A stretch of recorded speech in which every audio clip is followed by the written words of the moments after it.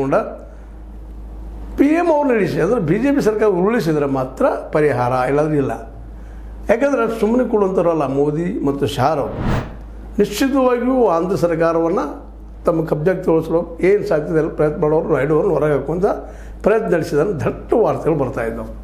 ಇವೆಲ್ಲ ಗಮನಿಸಿದಾಗ ಸಹಜವಾಗಿ ಈ ನಮ್ಮ ಮೋದಿ ಮತ್ತು ಶಾರ್ ಅವರ ಸರ್ಕಾರ ಇನ್ನೂ ಎಷ್ಟು ದಿನಗಳವರೆಗೆ, ಅಥವಾ ನಿತೀಶ್ ಮತ್ತು ನಾಯ್ಡು ಅವರ ಸರ್ಕಾರ ಎಷ್ಟು ದಿನಗಳವರೆಗೆ ಅನ್ನುವಂಥ ಮತ್ತೊಂದು ಪ್ರಶ್ನೆ ಉದ್ಭವ ಆಗಲಿಕ್ಕೆ. ಬಟ್ ನಿತೀಶ್ ಅವರು ಮಾತ್ರ ಸ್ಪಷ್ಟವಾಗಿ ಈಗ ಸಂದೇಶ ಕೊಡ್ತಾ ಇದ್ದಾರೆ, ತಮ್ಮ ವಿಡಿಯೋಗಳ ಮೂಲಕ ತಮ್ಮ ವಿಚಾರಗಳನ್ನು ಹಂಚ್ತಾ ಇದ್ದಾರೆ. ನಾನು ಇಂಡಿಯಾದ ಪರ ಹೋಗ್ತಾ ಇದ್ದೀನಿ. ಅದು ಭಯ ಹುಟ್ಟಿಸುವಂಥದ್ದು ಆಗಿರ್ಬೋದು, ಅದು ಭಯ ಹುಟ್ಟಿಸಿ ತಮ್ಮ ಕೆಲಸಗಳು ಮಾಡಿಸ್ಕೊಡೋದು ಆಗಿರ್ಬೋದು. ಯಾಕಂದರೆ ಇಲ್ಲಿವರೆಗೆ ಮೋದಿ ಅವರು ಬಿಹಾರದ ಏಳಿಗೆಗೆ ಏನು ಪ್ಯಾಕೇಜ್ ಕೊಡ್ತಾನಂತ ಇದ್ದರು. ಇಲ್ಲಿವರೆಗೆ 1,15,000 ಎಷ್ಟೋ ಕೋಟಿ ರೂಪಾಯಿ ಕೊಡ್ತಾನಂತ ಅಂತಿದ್ರು. ಅದು ಇನ್ನೂ ಅದು ಆಗ್ತಾಯಿಲ್ಲ.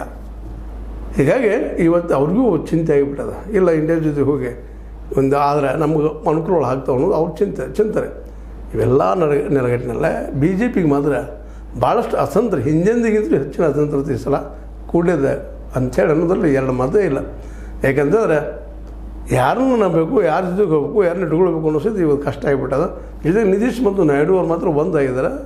ಅದೇ ಕಾಲಕ್ಕೆ ರಾಹುಲ್ ಗಾಂಧಿ ಅವ್ರ ಜೊತೆಗೆ ತಮ್ಮ ಸಂಬಂಧವನ್ನು ಇನ್ನಷ್ಟು ಸಮೀಪ ಮಾಡ್ಕೊಳ್ತಾ ಇದ್ದಾರೆ ಅನ್ನೋ ಸುದ್ದಿಗಳಿದ್ದಾವೆ. ಇದೇ ಸಂದರ್ಭದಲ್ಲಿ ನಮ್ಮ